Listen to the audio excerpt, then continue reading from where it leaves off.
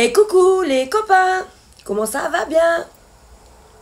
Alors oui, le sujet de la semaine dernière était très très chaud. Il était quand même un peu touchy. Et donc cette semaine, alors c'est moins touchy, mais c'est quand même un peu touchy aussi. J'avais dit que j'allais peut-être faire un sujet plus léger, mais bon, il est quand même plus léger, mais c'est quand même, ça pique. Mais pourquoi? Parce que j'en ai trop aussi autour de moi. Et alors déjà, je voulais vous dire que j'en ai fait une chanson, hein, parce que le sujet aujourd'hui, ça va être les relations toxiques, et pourquoi, et comment, et voilà, toutes les questions qu'on se pose. Mais c'est de ces dernières années, et de ces derniers mois, enfin, c'est le record, là, de témoignages, enfin, de gens qui viennent vers moi et qui savent plus s'en sortir de ce genre de relations, qui sont victimes de personnes toxiques, pervers narcissiques et tout ce que tu veux, tu vois. Et pourtant, ce sont des personnes qui ont énormément de valeur, à mes yeux, à moi en tout cas, tu vois. Alors c'est souvent des femmes, en général elles sont intelligentes, sensibles, jolies, voilà. Pourquoi elles tombent sur des mannes comme ça, quoi, tu vois. Alors bon, encore une fois... Je ne veux pas généraliser. Il y a bien évidemment des femmes pervers narcissiques aussi. Parce que j'ai aussi un ami garçon qui était victime d'une femme toxique, quoi. Donc, je veux dire, c'est encore pas... Je veux dire, je veux pas généraliser. Mais, en tout cas, de ce dont moi je suis témoin, autour de moi, c'est plus souvent des hommes qui sont toxiques pour les femmes que l'inverse. Même si les deux existent. Je suis très consciente que les deux existent. Mais là, je vais en l'occurrence parler de des choses que moi je connais. Donc, ça veut dire des exemples que j'ai autour de moi. Bien évidemment, je ne vais pas citer des noms, évidemment. Mais elles se reconnaîtront, je suppose. Alors, déjà, pourquoi alors, je vous parle aussi d'expérience, hein, parce que ça m'est arrivé aussi, hein, il y a longtemps, mais ça m'est arrivé. Alors déjà, pourquoi, en général, on tombe systématiquement ou souvent, ou on tombe déjà la première fois sur des pervers narcissiques ou des personnes toxiques. Selon moi, encore une fois, hein, parce que tout ce que je dis c'est selon moi, hein, je ne prétends pas avoir la science infuse, encore une fois, ne vous méprenez pas. Je vous donne mon ressenti, mon avis. Vous me dites en bas si vous cautionnez ou si vous avez un avis différent. Mais selon moi, c'est parce que tu ne te respectes pas assez. Tu n'es pas conscient ou consciente de ta valeur.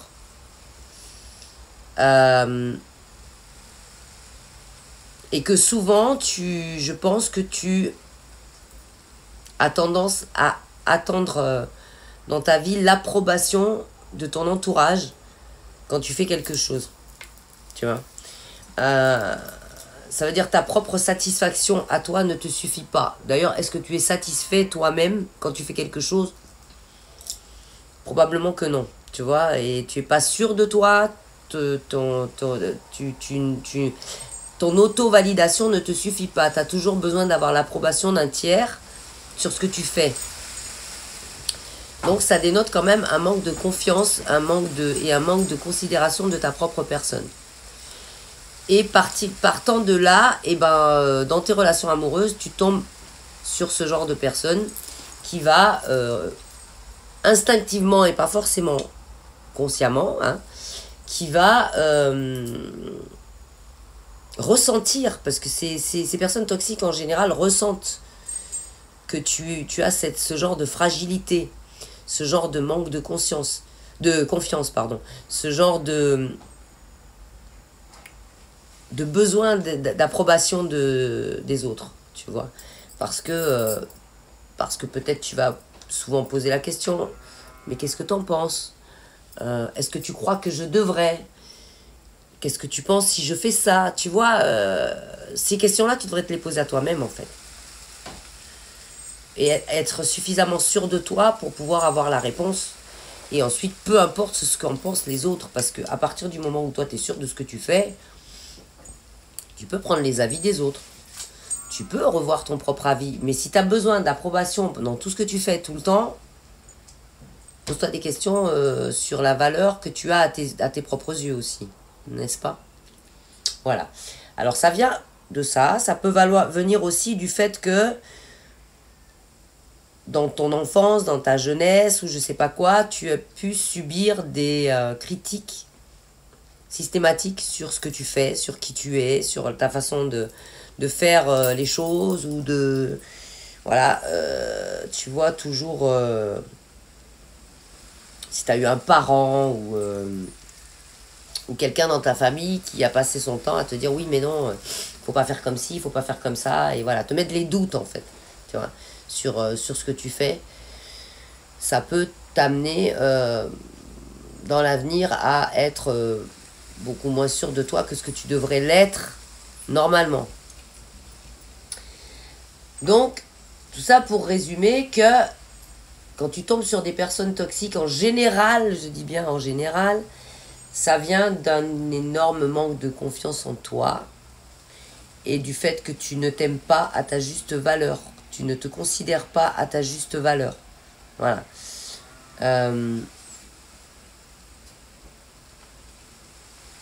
Il y a autre chose aussi qui rentre en ligne de compte, c'est que tu as l'impression que tu vas pouvoir sauver l'autre de ses travers. Donc si la personne avec qui tu es est toxique, tu as l'impression que toi, tu vas réussir à la faire changer. Alors là, détrompe-toi, ça ne marche absolument jamais.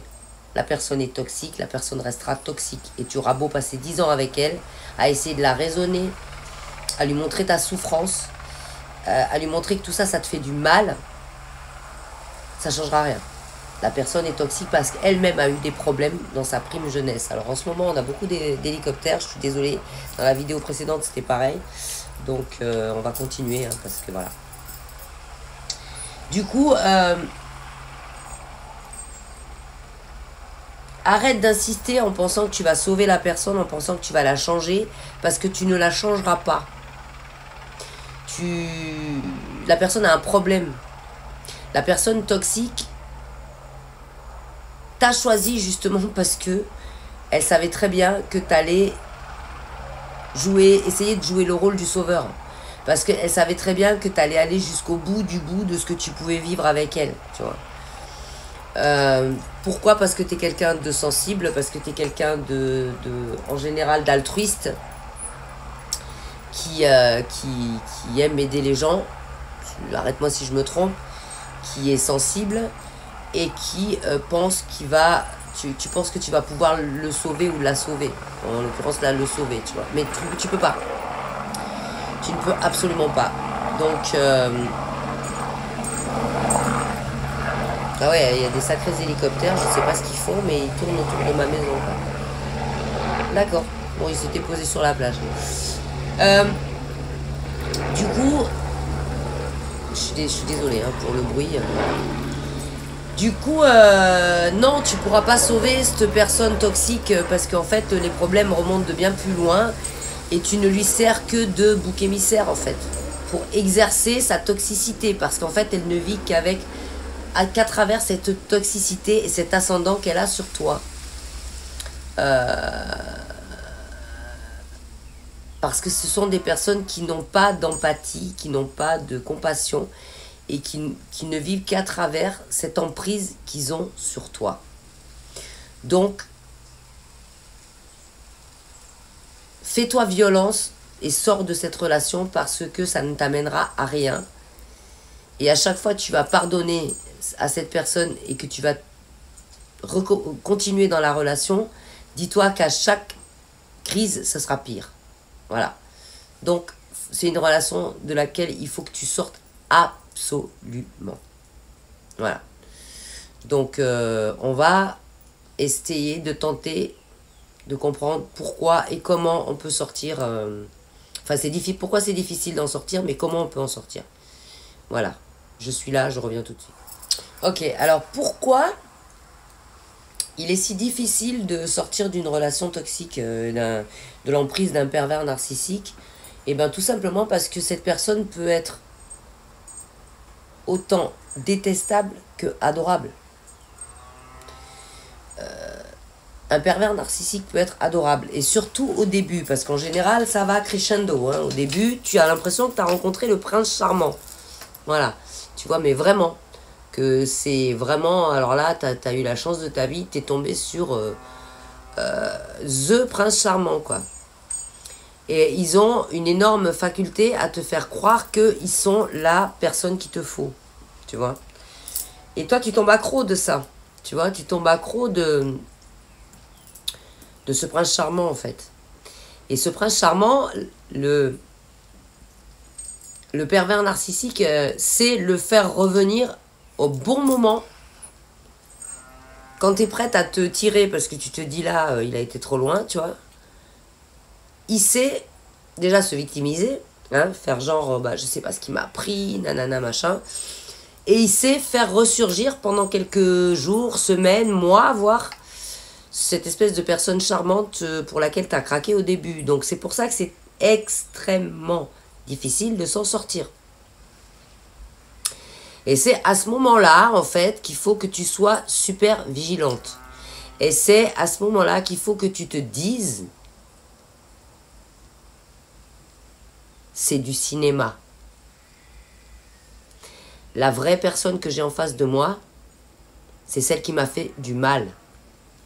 C'est celle qui m'a malmené, c'est celle qui m'a voire violenté, tu vois. C'est pas ce prince charmant. Ce prince charmant, c'est un rôle. C'est un rôle, et comme le dit très bien le mot, dans le langage des oiseaux, il t'a enrôlé avec ce rôle. Tu vois? Voilà. Et donc, même si ce prince charmant te fait craquer, il faut vraiment que tu gardes à ce moment-là à l'esprit et que ça ne te sorte pas de la tête, que tu te le répètes comme un mantra. Ce n'est pas sa vraie personnalité. Ce gars n'est pas comme ça. Ce gars est la personne toxique qui m'a fait du mal. Et il n'y a qu'en te répétant ça comme un mantra que tu vas arriver à t'en sortir. Et au plus il va être dans son rôle de prince charmant, au plus il faut que tu te répètes ça comme un mantra. Pourquoi? Parce que dis-toi que personne fait des erreurs à ce point-là de méchanceté. Puisque c'est des extrêmes. Ça passe de l'extrême gentillesse à l'extrême perversion. Et cette extrême perversion, il n'y a aucune bonne personne sur cette planète qui est capable de traiter quelqu'un aussi mal tout en étant une bonne personne. Donc ça te montre quoi? Ça te montre que ton pervers narcissique, quand il est une bonne personne, il joue un rôle. Il ne faut pas que tu tombes dans le piège. D'accord? Une fois que tu as compris, une fois que tu as une seule fois la personne a été toxique avec toi, a été méchante, t'a humilié ou t'a fait du mal, casse-toi. Casse-toi. Voilà. Et dès qu'elle redevient gentille, entre guillemets, répète-toi comme un mantra, ce n'est pas lui, ce n'est pas lui, ce n'est pas lui, lui c'est la personne toxique qui m'a fait du mal. Voilà. Et je sais que c'est très difficile, mais il faut le faire. Il faut te faire violence et il faut te barrer. Alors ensuite, une fois que tu t'es barré, tu fais quoi?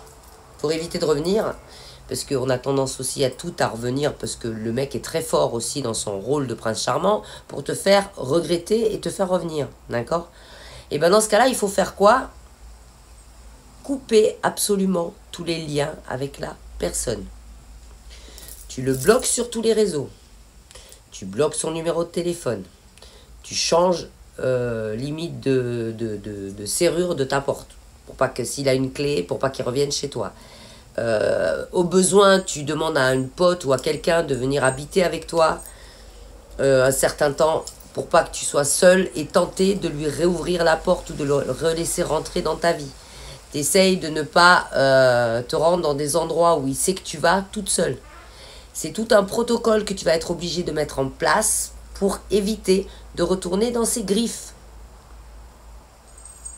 C'est super important pour pas retomber dans le panneau. Parce que si tu retombes dans le panneau, non seulement tu en as à nouveau pour un moment, mais en plus de ça, dis-toi qu'à chaque crise, ça va être pire. Et malheureusement, il y en a qui en sont mortes. Alors, reste vigilante. Ok? Voilà. Donc, effectivement, après la rupture avec une personne toxique, un pervers narcissique ou quoi, pendant plusieurs mois, au moins le temps qu'a duré ta relation, tu vas être en sevrage. Parce qu'en général, c'est proportionnel. Si tu es resté 6 mois avec la personne, pendant 6 mois, tu seras en sevrage. Si tu es resté 3 ans, pendant 3 ans, tu seras en sevrage. Il faut vraiment te le dire, tu vois. Donc à partir de là, et ben pendant ce laps de temps, il va falloir que tu réorganises ta vie de manière à ne plus être tenté d'y retourner. Donc mets tout ce qui est dans ton pouvoir, mets tout de ton côté pour éviter d'y retourner. Entoure-toi de personnes qui sont au courant et qui vont t'empêcher de retomber dans le panneau. Évite de bouger seul, évite surtout ne lui réponds plus, ne lui ouvre plus, ne fais en sorte qu'il n'y ait plus aucun contact avec la personne. Jusqu'à ce qu'elle-même décide de se lasser, trouve une autre proie ou je ne sais quoi. D'accord? Mais mets toutes les chances de ton côté pour éviter d'y retourner. C'est super, super, super important. C'est super important. Alors oui, je sais, tu vas avoir l'impression que tu vas en crever, mais je te rassure, tu n'en crèves pas.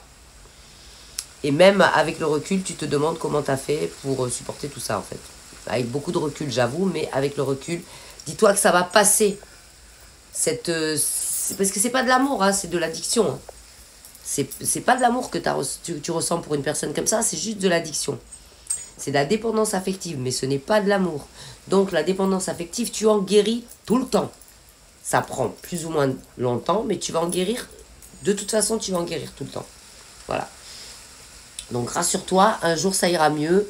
Ça, je peux te le... Mais alors ça, par contre, je peux te le garantir. Voilà.